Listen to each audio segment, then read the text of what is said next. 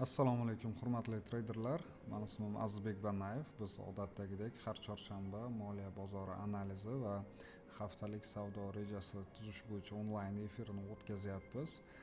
Efirda volnovoy analiz, texnический analiz hamda yangiliklarni ko'rib chiqamiz. Aktivlardan dollar indeksi, yevro dollar, funt dollar, tilla, kumush, neft va nasdaqlarni aytib o'taman. Video ostida siz ishlatadigan aktivni yozib qoldirsangiz bo'ladi. Keyingi videolarda ularni ham analiz qilib ko'rib chiqamiz. Demak, investing.com ga kirganimizda bugungi sana 3-iyunda kutilayotgan yangiliklar Amerika bo'yicha muhim 4 ta yangilik bor ekan. Изменение числа занятых ADP kutilishi yaxshi, dollarga bu yaxshi pozitiv yangilik hisoblanadi. Ikkinchi muhim yangilik indeks деловой активности PMI. Bu nisbatan salbiy kutilyapti. Shuning uchun chiqishiga qaraymiz. 17.15 ta ADP, 18.45 ta PMI chiqadi. Hamda 19.00 da indeks менеджеров по снабжению. Bu ham nisbatan yaxshi dollarga, shuning uchun kuzatamiz. Va 7.5 da neft bo'yicha. Grafikka qaytadigan bo'lsak, dollar indeksi katta time frame da, 4 soatlik time frame da nimani ko'rsak bo'ladi? Volnovoy analiz bo'yicha 1 2 3 4 5 impulslari 1 2 3 4 5 impulslari o'z yakuniga yetgan hamda hozirda ABC korreksiya чисто agar Elliot bo'yicha oladigan bo'lsak, скорее всего agar kun shunaqa pinbarda yopiladigan bo'lsa 4 soatlik biz pastga korreksiya ko'rishimiz mumkin. Shuning uchun e'tiborli bo'lamiz. Hozircha alligator yuqoriga balans liniyalari yuqoriga ko'rsatyapti, AO ham o'syapti. Endi bu 4 soatlik time frame. Agar kichik time frame ga o'tadigan bo'lsak, 1 soatlik time frame da уже demak AO da to'xtalish bor. E'tibor bersanglar pinbar yo'q, lekin to'xtalish bor.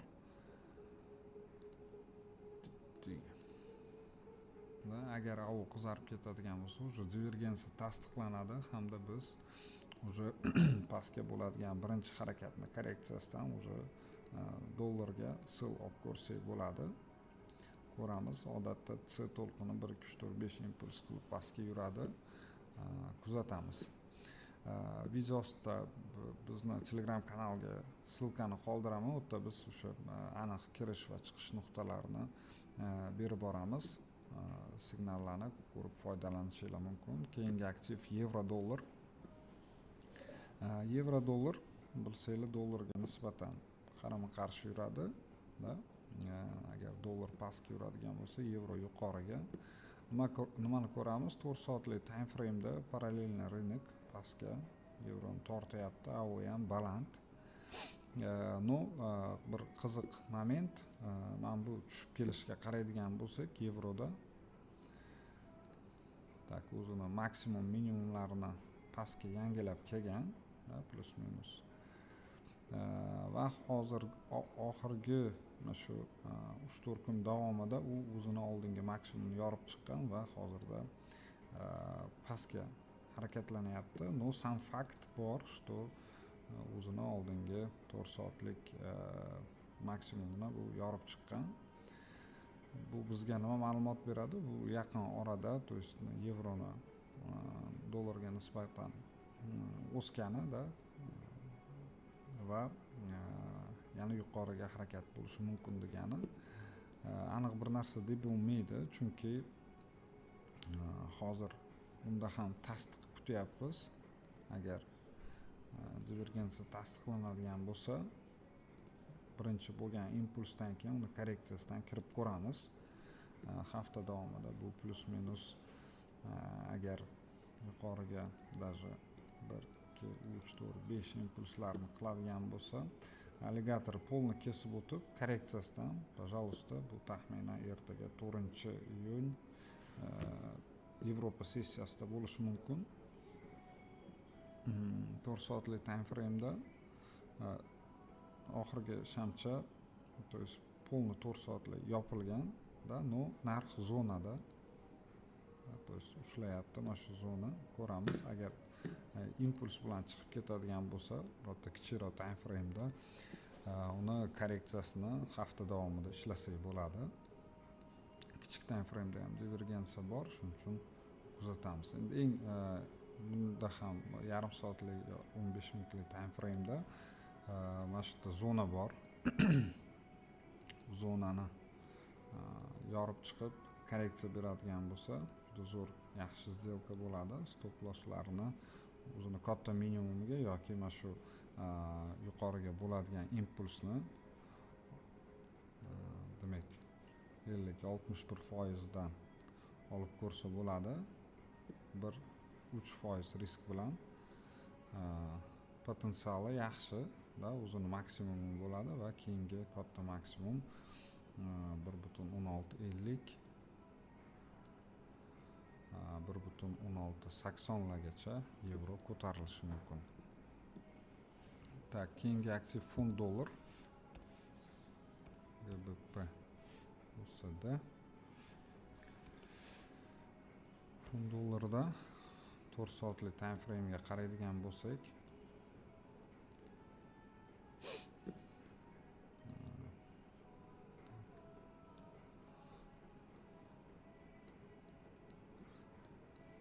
narx uchburchak formatsiyasida harakatlanyapti. Kuzatish kerak, qaysi tarafga yorib chiqadi.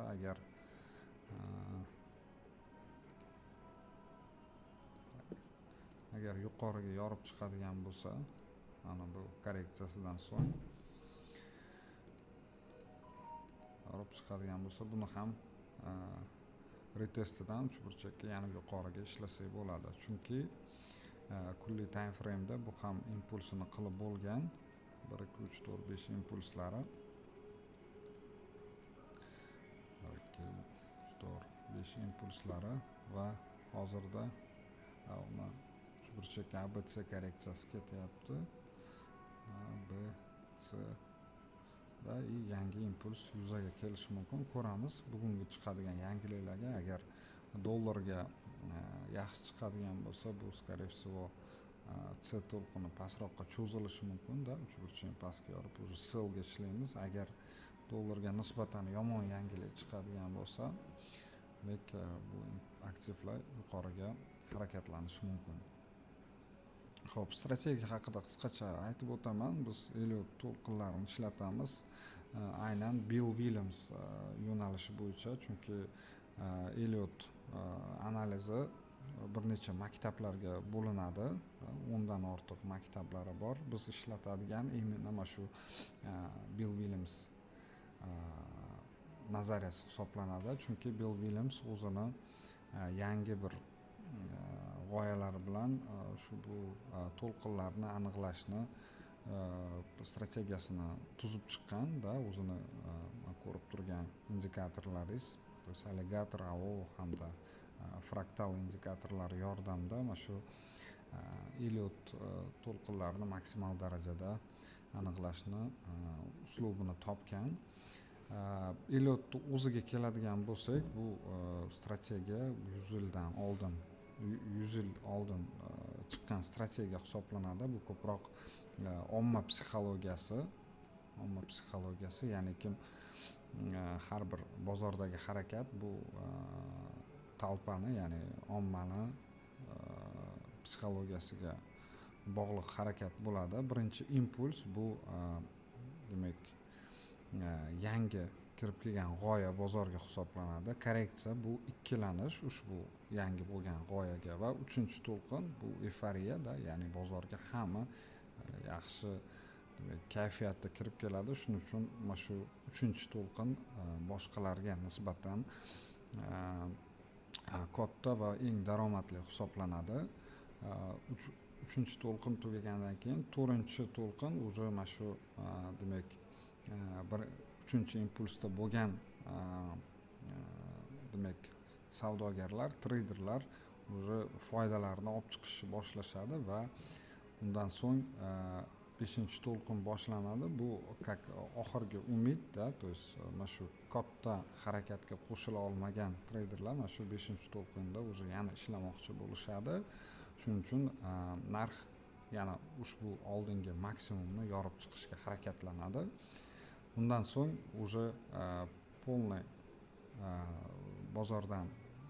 bozorda qarama-qarshi движение boshlanadi, chunki hamma o'z pozitsiyalarini yopishni boshlaydi. То есть уже qanaqadir qo'rquv emotsiya ostida ABC korreksiya boshlanadi. Korreksiya turlari juda ko'p. Eng ko'p uchraydigan korreksiyalardan va shu bu boshqa strategiyalarda ham bor. То есть narx bitta shu diapazonda yig'iladi, uchburchak deyishadi. Bu korreksiya davomida qaysi tarafga narx buzib chiqadigan bo'lsa, deylik yuqoriga bo'lsa, uni retestidan yuqoriga ishlanadi. Agar narx naоборот pastga buzib chiqadigan bo'lsa, ushbu uchburchak zonasidan demak narx pastga harakatlanadi. Kirish uslublari bir necha turdan iborat. Buni YouTube kanalida videolari bor. Сделкаga qanaqa qilib to'g'ri kirish va korreksiyalarni qanaqa ishlashni to'liq videosi bor, ko'rib chiqsanglar bo'ladi. Bundan tashqari videosida hamma kontaktlarni qoldiraman. Telegramdan murojaat qilsanglar bo'ladi. Sizni ishlatadigan strategiyangizni ham ko'rib chiqamiz. Elliot bo'yicha bo'ladimi yoki o'zingizni strategiyangizni qanaqadir yaxshilash ustida ishlayotgan bo'lsangiz, пожалуйста, обсудить qilsak bo'ladi. Keyingi aktiv tillo. Tillo oxirgi kunlari juda riski движениялар bilan harakatlanyapti. Agar 4 soatlik time frame ga e'tibor beradigan bo'lsak, bu shu hafta va o'tgan hafta davomida 4 soatlik time frame da oxirgi pastga harakatini divergensiya qilib yakunlaganga o'xshadi. No, bitta nyuansi bor. U shu yuqoriga bo'lgan harakat oldingi maksimumni tanasi bilan yorib chiqa olmadi. Soyasi bilan chiqdi-yu, lekin tanasi bilan yorib chiqa olmadi. Agar если даже buni biz maksimumni yangiladi va trend yuqoriga o'zgardi deydigan bo'lsak ham, demak bu yoki 1 2 3 4 5 impulslari yuqoriga boshlandi. Ikkita variant bor. 1 2 3 4 5 impulslari. Ikkinchi variant ABC korreksiyasi, mana shu pastga bo'lgan harakatni B и C korreksiyasi. Sam fakt, что trend yuqoriga o'zgarganini tasdiqi bor. Endi buni to'g'ri сделкаga kirishni bir nechta usuli bor.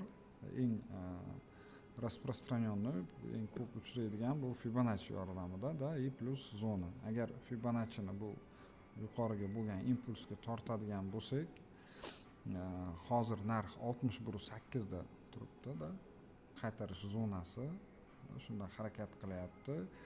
Keyingisi 70.8. Agar narxlarga e'tibor beradigan bo'lsak, 60.8 bu 4455, 70.8 bu 4430 atrofida.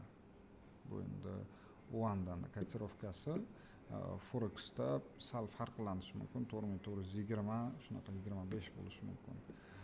Shuning uchun mana shu buy zona, опять же, money management, risk managementlarga amal qilgan holda shu zonadan buy ishlab ko'rsak bo'ladi. Kirish va chiqish nuqtalarini Telegram kanalida beramiz. Kichik time frame ga o'tadigan bo'lsak, nima qilsa bo'ladi? Hozirgi holatda вроде 15 minutlik divergensiya bor va birinchi qanaqadir bo'lsa bo'ladi, impuls deydimi, harakatmi boshlandi. Shuning uchun test uchun kirib ko'rsa bo'ladi. 5 minutlik time frame ekan. Kirish nuqtalari также 50 60.8 zonalari. 61.8 bu 4555. Hozir narxi 58 da. Keyingisi 50-55 atrofida da stop loss minimumda. 40 atrofida va buni agar biz ABC korreksiyasi deb oladigan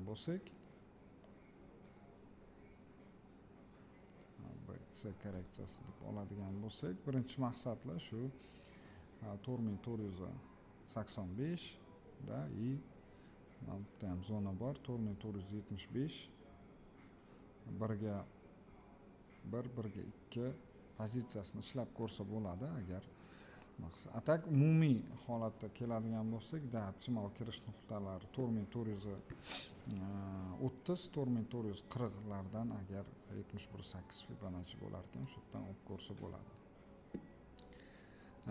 Agar shu yer o'zidan ketadigan bo'lsa, bu birinchi qarshilik zonasi, oldingi korreksion zona 4490 gacha borib, u yerdan yana bitta pastga harakat bo'lishi mumkin. И biz уже как раз globalni o'sha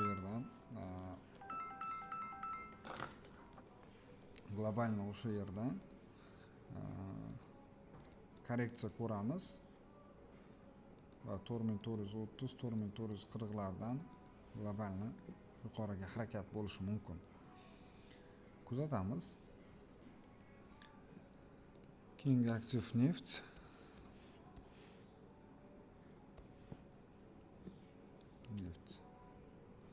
Parallel hozirda yarim soatlik time frame da bitta pastga impuls bo'ldi.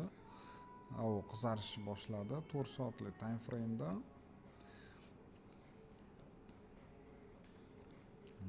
Korreksiyasi alligator yuqoriga va AO ham положительный zonaga o'tgan. Agar pastga bo'lgan harakatga Fibo tortadigan bo'lsak, birinchi qarshilik zonasi 100 da shu yergacha kelishi mumkin. Neft и 61.8 103 gacha kelishi mumkin. Neft marki Brent va bu yerdan уже qanaqadir tasdiq bilan pastga sell ishlab ko'rsa bo'ladi. Taxminan demak payshanba jumalarga mana shu zonaga yetib kelsa, mana shu yerdan sell olib ko'rsa bo'ladi. Как раз gapni polni yopar ekan. Buni ham signalni biz Telegram kanalda berib boramiz. Telegram kanal haqida Telegram kanalda premium analizlarda biz tilla, kumush, med va ko'proq neft neft aktivlarini analizini beramiz. Chunki bu aktivlar boshqa aktivlarga nisbatan ko'proq profit va Nasdaqda kecha berilgan analiz 4560-4540 lardan sell berilgan va